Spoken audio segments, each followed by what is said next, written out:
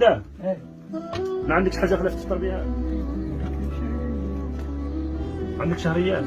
ما عندي لا شهرية. ما عندك والد؟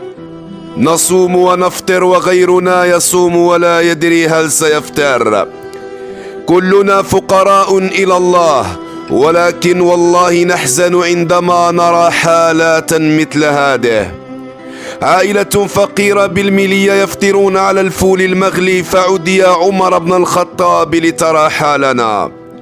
نداء اليوم إلى وجوه الخير خاصة الشباب. أعلم أنكم تخرجون كل مساء رمضان لشراء الفطور، فهل جعلتم الوجهة القادمة هو بيت هذه العائلة لإفراحهم ولو بالقليل؟ فمن أدخل سرورا في بيت مسلم أفرحه الله في الدنيا والآخرة. عذرا أيها الشيخ، سامحنا فنحن حقا مقصرون.